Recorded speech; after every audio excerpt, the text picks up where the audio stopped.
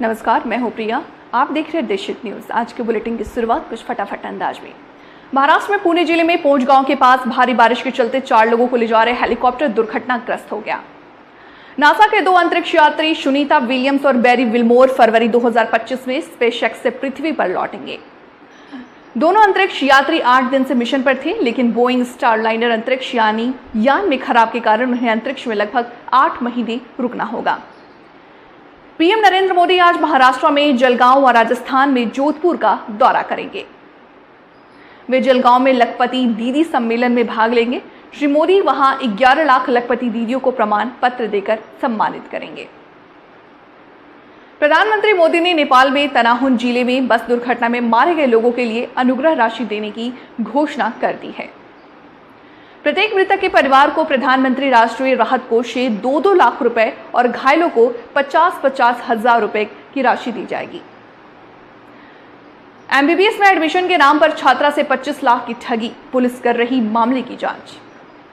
आज मथुरा में श्री कृष्ण जन्माष्टमी महामहोत्सव का उद्घाटन करेंगे सीएम योगी। जम्मू कश्मीर और हरियाणा को लेकर के बीजेपी की केंद्रीय चुनाव समिति की बैठक आज होगी। Kolkata rape murder case, Sandeep Ghosh के आवास पर सीबीआई की छापेमारी, दर्ज हुआ वित्तीय गड़बड़ी का केस। केंद्रीय मंत्रिमंडल ने सरकारी कर्मचारियों के लिए एकीकृत पेंशन योजना को मंजूरी दे दी, जिसमें पेंशन की गारंटी दी गई है। यूपीएस के तहत कम से कम 25 साल नौकरी करने वाले सरकारी कर्मचारियों को रिटायरमेंट से पहले अंतिम 12 महीने में प्राप्त औसत मूल्य वेतन का 50% पेंशन दिया जाएगा। नेपाल में सड़क दुर्घटना में मारे गए 25 भारतीय तीर्थयात्रियों के पार्थिव शरीर को लेकर के भारतीय वायु सेना का विमान C-130J जलगांव हवाई अड्डे पर उतरा। भारत सिंगापुर के बीच 26 अगस्त को होगी मंत्री स्तरीय round table meeting. Bharat Singapore मंत्री स्तरीय राउंड टेबल की दूसरी बैठक 26 अगस्त 2024 को सिंगापुर में आयोजित की जाएगी। इस बैठक में भारत निर्मला सीतारमण, डॉक्टर S जयशंकर, पीयूष गोयल आदि हिस्सा लेंगे।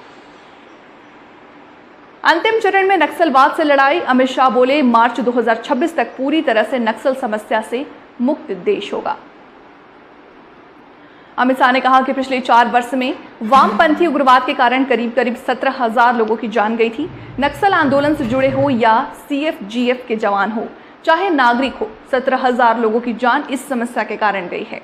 जब से केंद्र में बीजेपी की सरकार बनी, इस समस्या को चैलेंज के रूप में स्वीकार किया। भारत तभी सुपर पावर बनेगा जब 90% लोगों की भागीदारी होगी, उन्हें बढ़ावा दिया जाएगा। मोदी जी के गले लगने से भारत सुपर पावर नहीं बन पाएगा, राहुल गांधी ने कहा। अगर जाति जनगणना के मुद्दे को उठाने से राजनीति में नुकसान होगा, तब भी यह मुद्दा उठाएगा।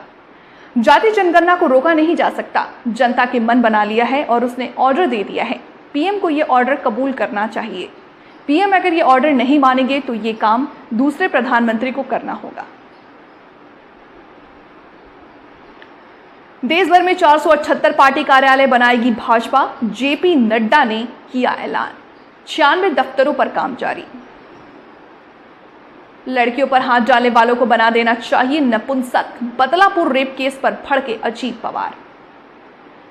बीजेपी ने तर्क देते हुए कहा कि 28 सितंबर और 29 सितंबर है, इस दिन सरकारी और निजी संस्था बंद रहते हैं। 1 अक्टूबर को प्रदेश में वोटिंग होगी, इसीलिए इस दिन अवकाश रहेगा। 2 अक्टूबर को गांधी जयंती है, इस दिन राष्ट्रीय अवकाश रहेगा। सिर्फ 30 सितंबर का दिन खाली है। लोग एक दिन की छुट्टी लेकर 5 दिनों के अवकाश पर बाहर जा सकते हैं। ऐसे में वोट प्रतिशत में भारी कमी आएगी।